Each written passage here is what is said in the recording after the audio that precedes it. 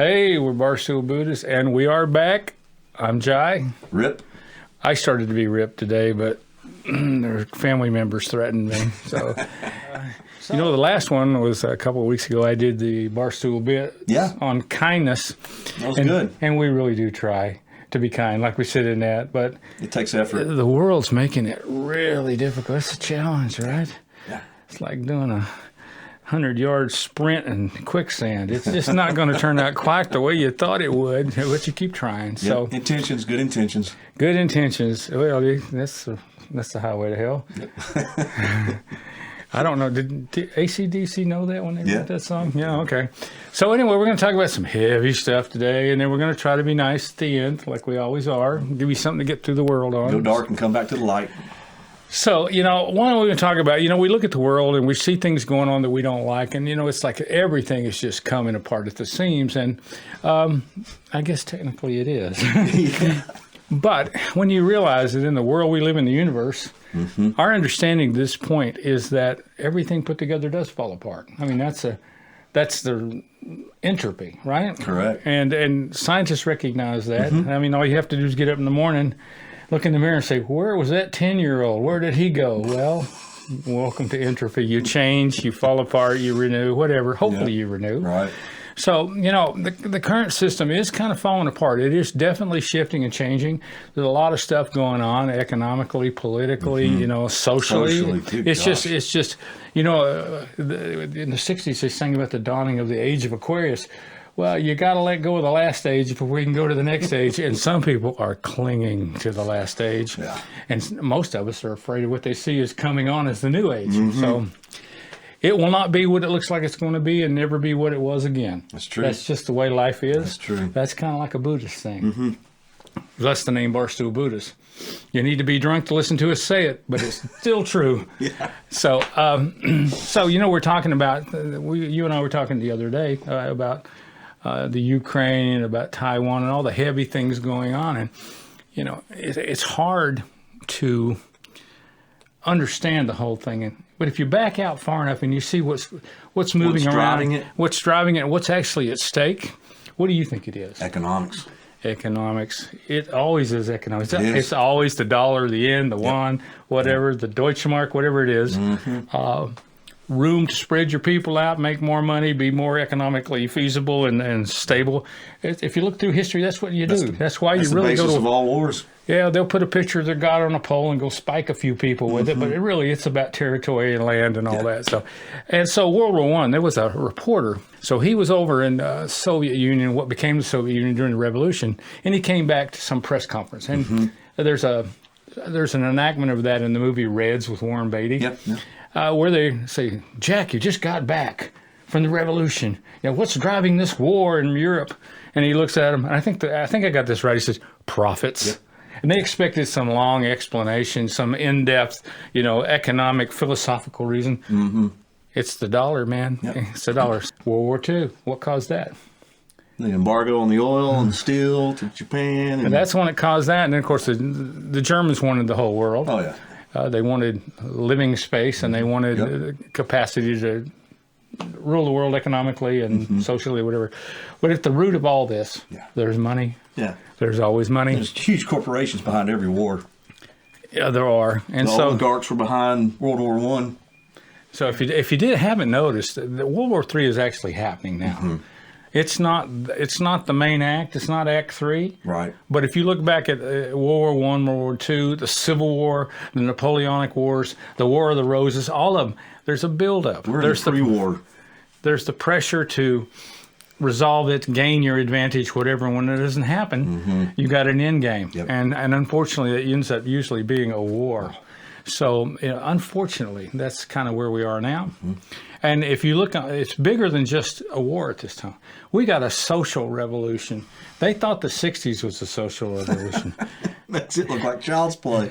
That was just a dress rehearsal with the backup, the stand-ins. Yeah. We got the real thing going on right now. So, I think in the end, I always trust this. It's odd to say that I trust greed, but there's so many people with so much to lose that do have power. that they don't want to lose any of it. And so anything short of war, they compromise. Yeah. That means they get theirs, and we get less. Yeah. That's where this compromises come in, especially when the government's. But to be serious a minute, there's a lot at stake on this whole thing right now, and it's getting bad. So we're not Ben Shapiro and all the guys on TV, and I wouldn't want to be one of them right now. They're under attack. They are under attack. Especially if you're on one side of the political spectrum, you're under attack. And basically, we're all under attack in terms of the First Amendment, because this week, Tucker Carlson? he got removed, and for whatever he did or didn't do or whatever went down with all the lawsuits, basically somebody's protecting themselves. Yeah. What's it about? It's not hard to see why they would want to make some changes, but I'm not sure what happened. Nobody's really come up with what happened. But we know from everything we see, you can't say this or that to people. Now you're a hater, you're a misogynist, you're a sexist, you're a Islamophobe, all this stuff. What we were talking about the other night, we've gotten to the point where one group's beliefs are trumping another group's beliefs. Exactly. And that is a loss of your freedoms. I have it all, you have nothing. That's just the way it is. Well, anyway, there's a lot of stuff going on. And in the old days, the system was, I think, a little stronger. Some people would argue that the people that have still controlled it, and I can't say that's not true. Correct. But there were some level heads who realized that if we all don't get some piece of the pie, there may not be a pie. Right. And I think we're in that situation right now, really on many, many fronts. I mean, unfortunately, our favorite figure of fun is who? Joe Biden. And unfortunately, we don't do this to Joe. Joe's doing it to himself. He's a one-man show, It's like I like to say, he's fumbling towards infirmity, and he's leading the lemmings over the cliff.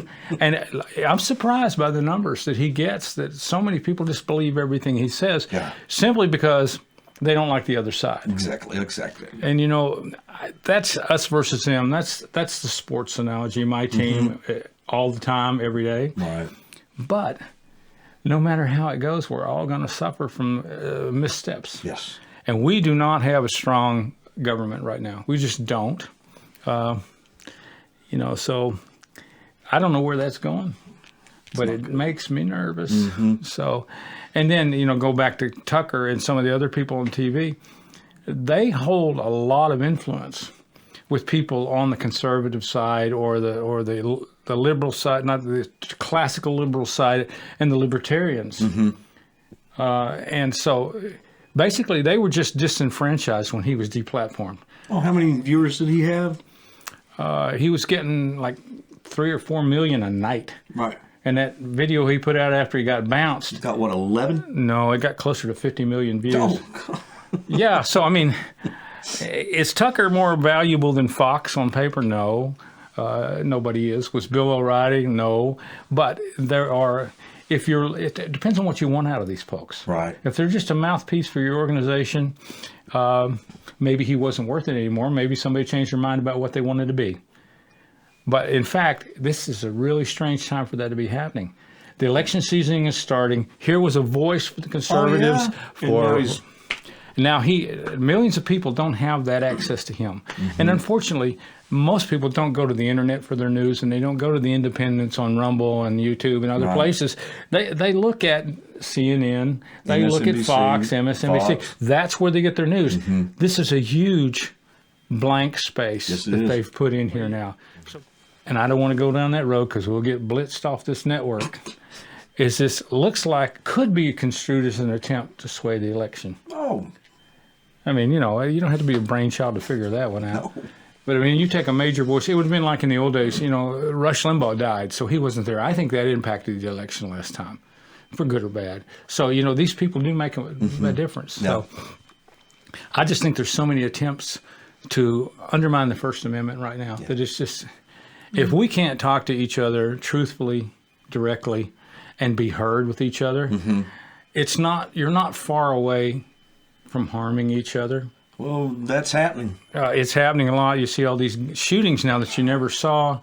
That people are they're at their wits' end. So anyway, I know it's a lot. We don't want to do what the other people do on the networks because we don't have the access to all the facts and stuff. But these are things that bother us, and it goes to our theme today that everything put together falls apart. So the backside of that is, if you realize that, you're working towards a better solution. Correct. And again, to tie the First Amendment in, if you're not talking to the other side, it's like trying to take a steak away from a German Shepherd.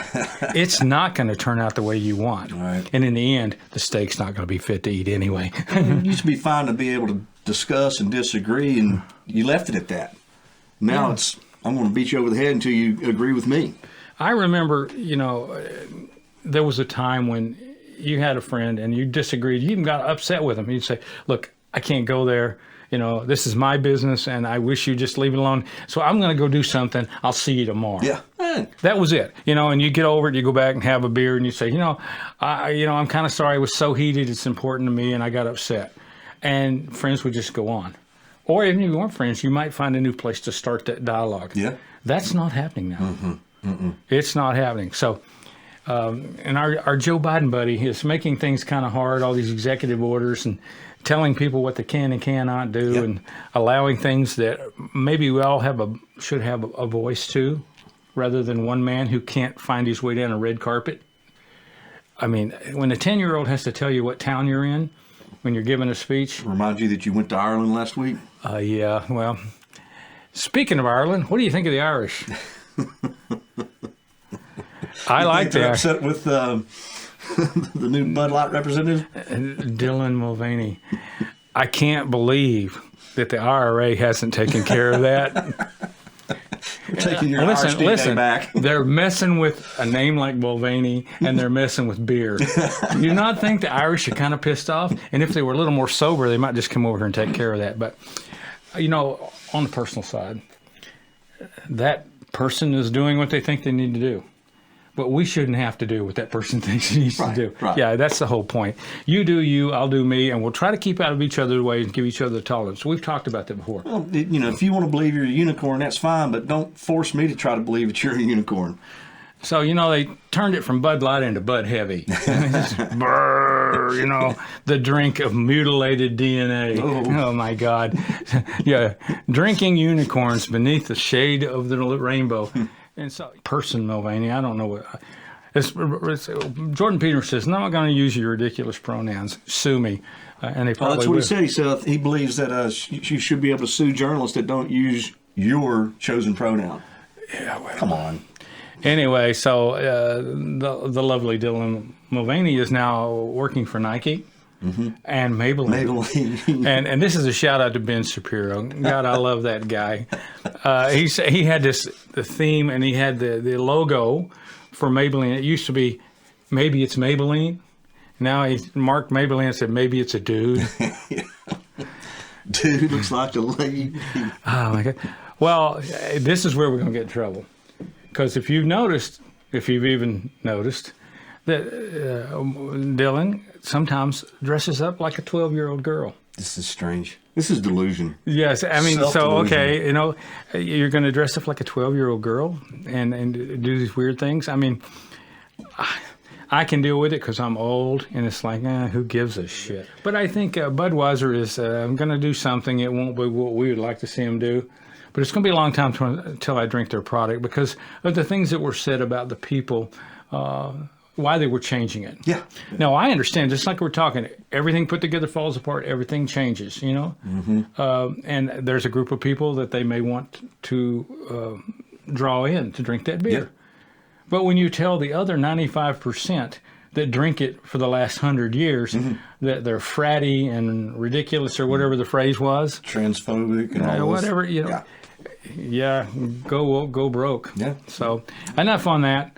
One other thing about the First Amendment, and I never was a big Kennedy fan. I mean, I was young when John F. Kennedy was in. Right. Everybody loved him. It was the man, the myth. And then, Bobby came, and he got assassinated. Now his son is running for president. Yeah. He's got a lot of good ideas, and he's more of a Republican than most Republicans are now. He is. He's an old classic Democrat. He is. And already they're censoring the guy. Yeah, they are. Yeah. What was it that ABC did? They clip parts of his speech. They edited his speech and called it editorial judgment. Well, the man's giving a speech. It should be from start to finish. In the old days, when we respected the viewer, You would say, okay, here's the news. These are the facts. This happened. Some grandma killed a cat in a tree with a road grader. Whatever the hell it was. And now it's like, and then they would have an editorial. At the end, the Huntley-Brinkley report or Roger Mudd or Cronkite. They would say, and now for the editorial. And they would give their opinion based upon the way they were filtering that story. But you knew it was an opinion. Yeah, but you got the news first. You got the news. You don't get that anymore. No. You get commentary. You get, like Woody Allen said, commentary and dissent have merged. Now it's dysentery. Truer words. I mean, that guy was a prophet. Oh, yeah. So if he hadn't married his stepdaughter, he probably would be a saint by now. Well, you know what? It's like they say on the left now. True love is where you find it. Get out of the way. But we wanted to read something to you because it's so appropriate to how we see that you should run your life. Yeah. And going back to the Buddhist thought, a lot of Buddhist practice, and not just Buddhist practice, there are some Christian practices and other people, to remember that you're only here for a short while. And that you are going to die. And you need to come to terms with that, acceptance of that, and look at it for what it is. And in that view, conduct yourself in life. Right. As if what you have is valuable and it's limited, and what you do with it matters not only to you, but to the people around you. And if you're a religious person, you may be answering for it again. So the pain may not stop. Get it right? Correct, yeah. So there was a fella out here. He was I don't know what you call him now, indigenous person. We used to call them Indians, Native Americans, whatever. Forget the damn labels. You know what I'm talking about. They were here before we were. Yeah. And so his name was Tecumseh. Yes. And he was a fairly well-known Indian leader or indigenous leader, or he was a leader of his people. How's that? Dang. And so he had this is attributed to him, but some people say it's not him, but who cares? I asked John to print this off so we could have it on the Yeah, show. I'd read it years ago, and you brought it back up, and I thought, this is, at some level, the truth looks the same no matter what mouth it's coming out of. Correct. Isn't that interesting? The My truth. grandmother, I've quoted my grandmother, the truth will stand when the world's on fire. So I'm going to try to stumble through this and read it from 5 foot away. Okay. So live your life that the fear of death can never enter your heart. Trouble no one about their religion. Respect others in their view. And demand that they respect yours. Love your life. Perfect your life. Beautify all things in your life. Seek to make your life long and its purpose in the service of your people. Prepare a noble death song for the day when you go over the great divide. Always give a word or a sign of salute when meeting or passing a friend, even a stranger when in a lonely place. Show respect to all people and grovel to none. When you arise in the morning, give thanks for the food and for the joy of living. If you see no reason for giving thanks, the fault lies only in yourself. Abuse no one and no thing, for abuse turns the wise ones to fools and robs the spirit of its vision. When it comes to your time to die, be not like those whose hearts are filled with the fear of death, so that when their time comes, they weep and pray for a little more time to live the lives over again in a different way. Sing your death song and die like a hero going home. Truth. Now you can sit and pick all that apart, for it's not my religion, it's not my political party, it's not my people, it's not my color, it's not this.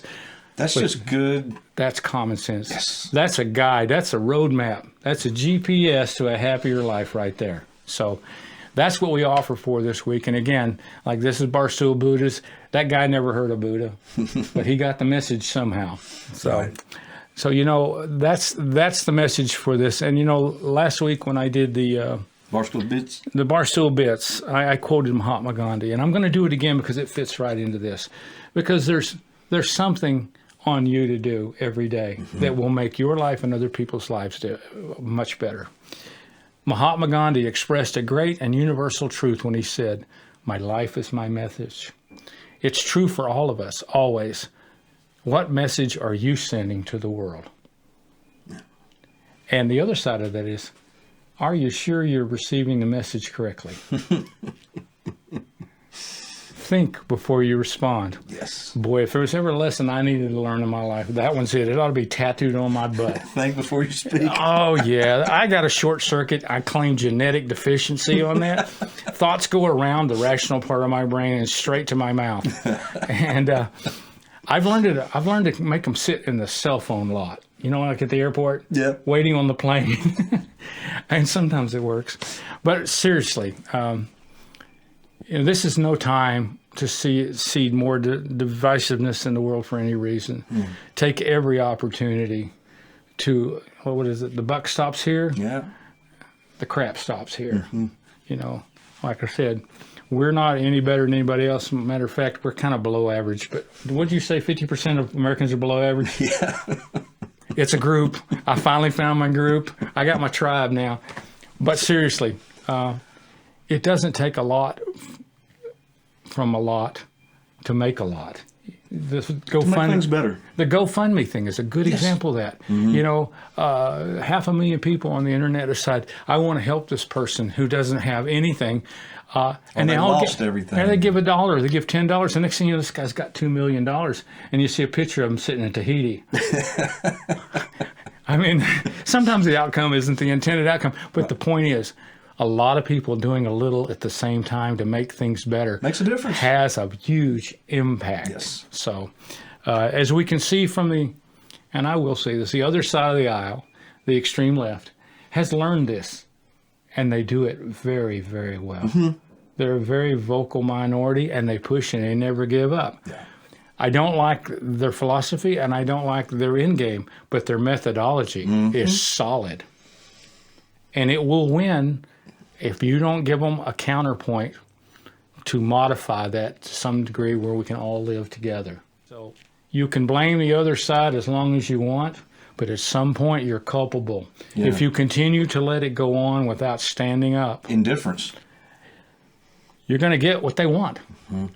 They all vote, you don't vote, then all you got's your complaint. Yes, exactly. So I don't know if I have anything else. You want to say anything? We're good. Yeah. Hopefully that wasn't as deep and dark as we thought it was going to be. I always leave you on a bright note. But, you know, it is the end of April and it's cold, so we got to have something to complain about, right? We're in Tennessee in April and it's cold outside, so it's like something's wrong. Could global warming actually be real? Think about it. Well, I think we're out. We're out. What do you think? All right. See you next time.